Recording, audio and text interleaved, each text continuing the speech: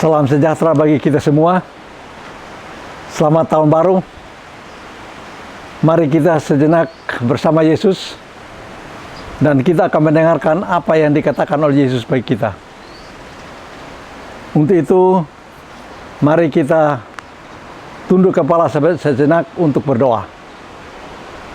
Bapa di sorga, kami mohon Roh Kudus Allah menuntun kami, agar kami dapat diberikan pengertian akan firman Tuhan yang kami akan pelajari bersama-sama untuk memberikan kekuatan rohani bagi kami, agar kami tetap setia kepadamu sampai Yesus datang pada kali kedua. Sertai acara ini dari awal hingga akhir, kami berdoa dan bersyukur hanya di dalam nama Tuhan Yesus Juru Selamat kami. Amin. Saudaraku, pada saat kita sejenak bersama Yesus, apa yang Yesus hendak sampaikan kepada kita? Yesus sebagai firman Allah. Apakah kata Yesus tentang hidup yang kekal? Itulah apa yang dikatakan Yesus tentang hidup kekal ketika kita sejenak bersama Dia dan apa yang kita dengarkan daripadanya. Dalam buku Yohanes pasal 3 mengisahkan Nikodemus, seorang Farisi bertemu Yesus pada waktu malam. Dalam percakapan Nikodemus dan Tuhan Yesus, Yesus menjelaskan jalan keselamatan kepadanya sampai menyentuh bahwa Tuhan menyuruh Musa membuat dan meninggikan ular tembaga di atas tiang supaya mereka yang dipagut ular memandang kepada ular tembaga itu dan mereka selamat. Lalu Yesus sampai kepada suatu kesimpulan dalam Yohanes pasal 3 ayat 16 yang berkata, karena begitu besar kasih Allah akan dunia ini, sehingga Dia telah mengaruniakan anaknya yang tunggal, supaya setiap orang yang percaya kepadanya tidak binasa, melainkan beroleh hidup yang kekal. Di sini kita menemukan unsur percaya kepadanya, kepada anak yang tunggal, maka tidak binasa melainkan beroleh hidup yang kekal. Sesudah itu Yesus pergi dengan murid-muridnya ke Yudea, dan banyak orang yang percaya dan dibaptis di Yudea. Lalu Yohanes Pembaptis memberi kesaksian tentang Yesus. Dalam pasal yang sama, Yohanes 3, dan Yohanes oleh kasih karunia Roh Kudus, ia menyampaikan kesimpulan tentang hidup yang kekal sebagai berikut. Dalam Yohanes pasal 3 ayat 35 dan 36, dia berkata dalam kesaksiannya, Bapa mengasihi anak dan telah menyerahkan segala sesuatu kepadanya. Ayat 35, barang siapa percaya kepada anak, ia beroleh hidup yang kekal. Tetapi barang siapa tidak taat kepada anak, ia tidak akan melihat hidup, melainkan murka Allah tetap ada di atasnya.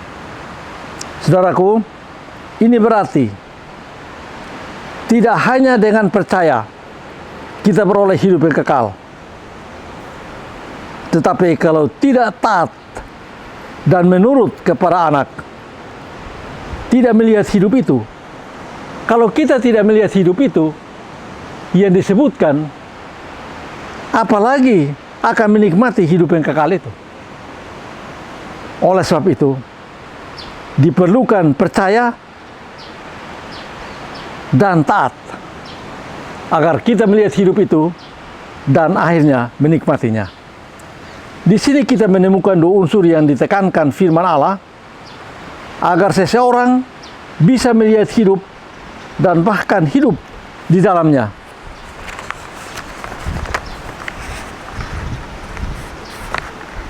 Itu adalah percaya kepada anak dan taat kepada anak. Dua unsur yang tidak dapat dipisahkan dalam hidup seseorang yang mau mendapat hidup kekal. Dua unsur itu, kita ulangi, adalah percaya atau beriman dan taat menurut kepada Tuhan Yesus Kristus, Anak Tunggal itu. Ini berarti pula percaya kepada Tuhan Yesus harus melahirkan atau berbuahkan ketaatan atau penurutan kepadanya. Karena tujuannya adalah tidak binasa, melainkan beroleh hidup kekal. Maka selanjutnya Tuhan Yesus mendefinisikan apa itu hidup yang kekal. Apa itu hidup yang kekal? Yesus mendefinisikannya.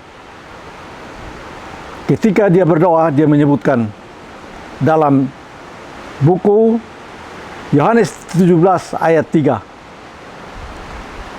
Dalam doa Yesus untuk murid-muridnya, Yesus berkata, inilah hidup yang kekal itu, yaitu bahwa mereka mengenal Engkau satu-satunya Allah yang benar dan mengenal Yesus Kristus yang telah Engkau utus. Kata yaitu menyatakan bahwa Yesus menyatakan definisi atau batasan apa itu hidup yang kekal itu. Yaitu untuk mendapat hidup kekal itu bukan hanya percaya tanpa bukti dan taat menurut apa yang ditaati dan mengenal dengan bukti pengenalan itu.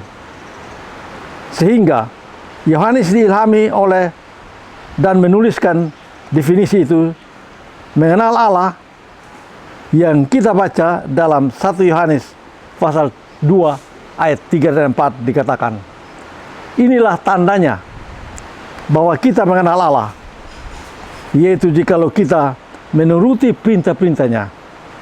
Barang siapa berkata aku mengenal dia, tetapi tidak menuruti perintah-perintahnya, ia adalah seorang pendusta dan di dalamnya tidak ada kebenaran.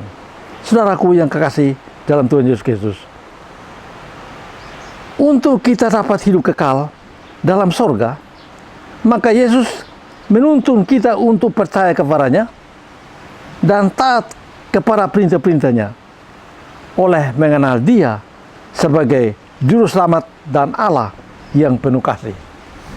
Saudaraku, jika kita berkata, aku kenal dia, tetapi tidak menuruti perintah-perintahnya atau menolak untuk menuruti perintah-perintahnya, kita ini pendusta dan di dalam kita tidak ada kebenaran. Nah, sementara kebenaran itu adalah Yesus Kristus dan firman-Nya dalam kitab suci itu. Kalau dia tidak ada dalam kita, siapa yang membawa kita ke dalam sorga? Dalam Yohanes 14 ayat 6, kita sudah pernah berulang membacanya. Yesus berkata kepadanya, akulah jalan dan kebenaran dan hidup. Tak seorang pun datang kepada Bapa kalau tidak melalui aku. Saudaraku, kalau kebenaran tidak ada dalam seseorang, di dalam kita, oleh karena kita menolak untuk mengenal Allah oleh menuruti perintah-perintahnya, maka siapa yang membawa kita ke dalam sorga? Siapa yang membawa kita kepada Bapa di sorga? Hanya Kristus yang bisa membawa kita. Oleh sebab itu, perlunya sangat penting bahwa harus kita memastikan, sebagaimana Yesus berkata, tengoklah aku berdiri di muka pintu sambil mengetuk. Siapa yang mendengar dan membukakan pintu, aku akan masuk kepadanya. Yesus hanya sampai hak mengetuk pintu dan mulai jadi bersuara, tetapi dia tidak berhak untuk langsung masuk, melainkan dia menunggu apakah reaksi kita untuk membuka pintu hati kita untuk dia masuk. Dia datang ke situ adalah kasih karunia, dan dia melangkah masuk adalah kasih karunia. Tetapi kasih karunia itu harus berbuahkan penurutan, bahwa kita mau menurut, kita mau membuka pintu hati kita kepadanya. Oleh sebab itu, saudara, bagaimana kita bisa sampai kepada Bapa di sorga bila mana kita menolak Yesus sebagai kebenaran yang dapat membawa kita bersama, karena kita tidak terbukti mengenal Allah dan Yesus Kristus yang oleh menuruti hukum-hukumnya, ia berjanji, saudaraku yang kasih, untuk ke sorga. Mengapa? Ia berjanji kita ke sorga. Ya, dan hanya satu-satunya dia yang bisa membawa kita ke sorga. Yohanes 14 ayat 1-3 disebutkan, isinya sebagai berikut. Di rumah Bapakku banyak tempat tinggal. Aku pergi menyediakan tempat bagimu. Dan sesudah aku pergi dan menyediakan tempat bagimu, aku akan datang kembali untuk menjemput kamu, supaya di mana aku berada, di situ juga kamu berada. Saudaraku yang kasih, kerinduan kasih karunia Kristus yang luar biasa. Ia rindu agar di mana dia berada, kita berada. Tetapi kita harus menjalani kehidupan mengenal dia oleh menuruti perintah-perintahnya. Dan itu adalah hak pilih kita untuk menerima dia masuk ke dalam hati kita, agar menuntun kita untuk menurut akan perintah-perintahnya. Saudaraku yang kasih, Yesus sendiri katakan, aku sendiri akan turun untuk membawa kamu ke tempatku, supaya di mana aku berada, kamu juga berada. Di dalam 1 Tesalonika 4 ayat 16 dan 17, Yesus jelas mengatakan, atau Tuhan mengatakan, sebab pada waktu tanda diberi, yaitu pada waktu penghulu malaikat berseru dan sangkakala Allah berbunyi, maka Tuhan sendiri akan turun dari sorga. Ingatlah itu. Tuhan sendiri akan turun dari sorga. Yesus sendiri akan turun dari sorga. Dan mereka yang mati dalam Kristus akan lebih dahulu bangkit. Sesudah itu kita yang hidup, yang masih tinggal, akan diangkat bersama-sama ya dengan mereka. Demikianlah kita akan selama-lamanya bersama-sama dengan Tuhan. Jadi apa yang dikatakan oleh Yesus, tak seorang pun datang kepada Bapa kalau tidak melalui aku. Ia adalah kebenaran. Jadi kalau kita, kebenaran itu tidak ada dalam hidup kita, oleh karena kita menolak untuk menerima tuntunan Tuhan, untuk menuruti perintah-perintahnya, kebenaran tidak ada, maka siapa yang membawa kita ke surga? Dan pada waktu tanda diberi, penghulu malaikat berseru, maka Yesus, Tuhan sendiri akan turun dari surga untuk membawa kita yang mati dibangkitkan maupun yang hidup akan diubahkan dan sama-sama diangkat ke dalam kerajaan surga. Saudaraku, untuk menikmati semuanya ini sebagai janji Tuhan, mari kita mohon kasih karunia Tuhan agar kita dituntun untuk percaya kepada Yesus. Dan biarlah kita dituntun untuk mengenal Dia oleh menuruti perintah-perintahnya. Karena itulah hal-hal yang Tuhan mau kita lakukan dalam kehidupan kita, oleh karena kasih kita kepadanya, oleh karena percaya kita kepadanya, yang berbuahkan penurutan, yang berbuahkan pengenalan kita akan Dia dan penurutan akan firman-Nya.